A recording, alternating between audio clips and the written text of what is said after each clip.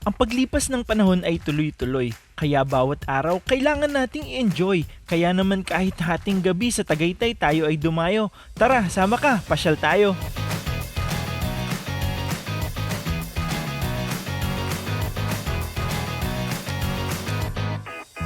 O siya, ito naman ay yung last ride namin noong 2025. Gusto lang naming i-share ang lamig ng biyahe noon, pero kahit naman napakalamig, hindi kami mapipigilang mamasyal.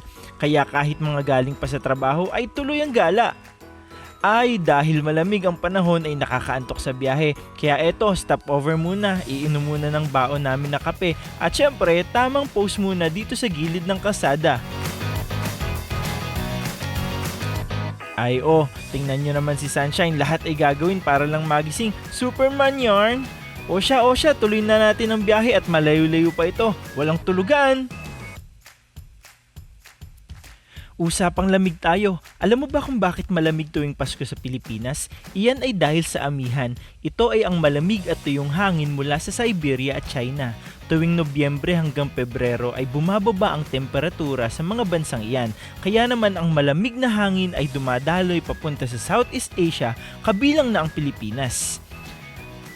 Kaligkig na kami sa lamig sa mga oras na yan, pero dahil matatarik ang daan ay tanggal naman ang antok.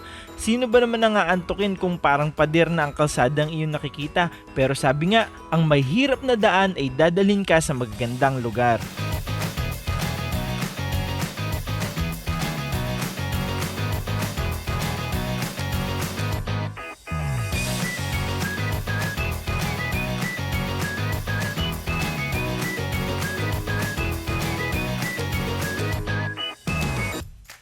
O siya, konting tiis pa ng lamig at makakarating din kami sa aming pupuntahan. Alam kong meron din ito sa amin sa San Pablo, pero baka iba ang lasa ng inumin dito kapag hihigupin mo kasabay ng malamig na panahon dito sa Tagaytay. At pagkatapos naming kilabutan sa lamig ay narating na rin namin ang gusto naming pagkapihan. Kaso parang blockbuster ang pila dito, talaga namang gustong gusto ng mga tao ang kape nila. O siya, selfie muna si Sunshine na Tita Janina at kami naman ni na Tito Christian na Tito Joel ay babalik na sa kalsada. Talaga namang nasabik lang kami sa kape dito kaya hahanap na lang kami ng ibang pagkakapihan. Sinasabi na ngang mag 3-in-1 na lang sa bahay ay may pagdayo pa din eh. O siya, balik tayo sa biyahe. Yun, nakita na namin kung saan nagmumula ang hamog. O siya, tuloy na ang paghahanap ng kape, saan naman kaya kami mapapadpad. Tingnan nyo naman ang kapal ng hamog, pero okay lang, masaya namang ma-experience ang ganitong pagkakataon. Kailan kaya ulit makakabalik dito? May hamog pa kaya ulit pagbalik namin?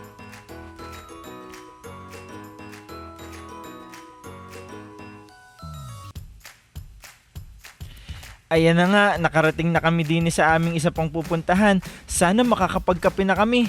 Hating gabi na nga pala sa mga oras nito. Okay lang, minsan lang naman, kahit paabutin ng araw sa daan.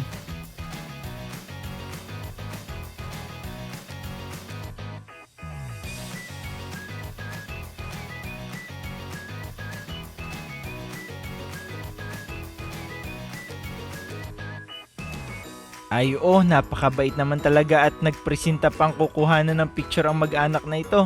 Shoutout po sa inyo, nakalimutan na naming tanungin ang pangalan nila pero sigurado ay na-enjoy din nila ang hamog dito sa Tagaytay.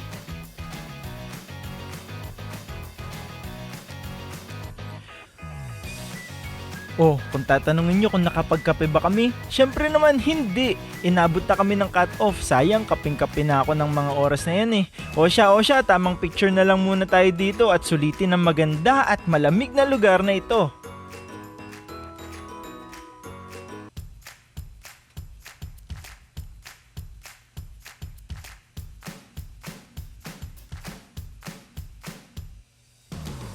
Nabiguman kami sa kape, na-enjoy naman namin ang lugar.